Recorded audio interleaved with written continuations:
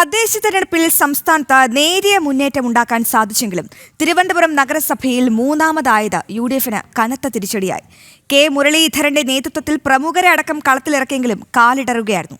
മേൽക്കൈ ഉണ്ടായിരുന്ന സ്ഥലങ്ങളിലെ അടക്കം വോട്ട് ചോർച്ച നേതൃത്വത്തെ കുഴക്കിയിരിക്കുകയാണ്.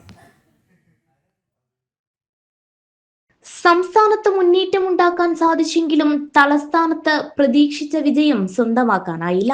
10-ൽ നിന്നും 19-ലേക്ക് നില മെച്ചപ്പെടുത്തിയെങ്കിലും NDAയ്ക്കും LDFിനും പിന്നിൽ മൂന്നാമതായത് ക്ഷീണമായി. KPCC ആസ്ഥാനം സ്ഥിതി ചെയ്യുന്ന ശാസ്തമംഗലം വാർഡ് നഷ്ടപ്പെട്ടത് വലിയ പ്രഹരമായി. BJP സംസ്ഥാന ഉപാധ്യക്ഷ ശ്രീലേഖയാണ് ഇവിടെ മിന്നും ജയം സ്വന്തമാക്കിയത്. അതേസമയം മുട്ടട വാർഡിൽ ഇടതു മേധാവിത്വം അവസാനിപ്പിച്ച് വൈഷ്ണ സുരേഷ് നേടിയ വിജയം വലിയ ആശ്വാസമായി. കവടിയാറിൽ മുൻ MLA ശബരിനാഥൻ വിജയിച്ചെങ്കിലും ഭൂരിപക്ഷം രണ്ടക്കമായത് ശോഭ കെടുത്തുന്നുണ്ട്. കെ മുരളീധരൻ നേരിട്ടാണ് പ്രചാരണത്തിന് ചുക്കാൻ പിടിച്ചത്.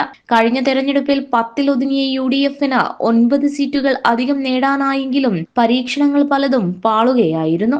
UDF കേന്ദ്രങ്ങളിൽ NDA മുന്നേറ്റം നടത്തിയതും ചില വാർഡുകൾ പിടിച്ചെടുത്തതും ക്ഷീണമായി. രാഹുൽ മാങ്കൂട്ടവും തെരഞ്ഞെടുപ്പ് ദിവസം അടൂർ പ്രകാശ് ദിലീപിനെ പിന്തുണച്ചതെല്ലാം വലിയ വിമർശനങ്ങൾക്ക് വഴിവെച്ചിരുന്നു. വരും ദിവസങ്ങളിൽ തലസ്ഥാനത്തെ വോട്ടു ചോർച്ചയടക്കം പരിശോധിക്കാനാണ് KPCC നേതൃത്വത്തിന്റെ തീരുമാനം. ദിസ്ന സുരേഷ്, ജനം, തിരുവനന്തപുരം.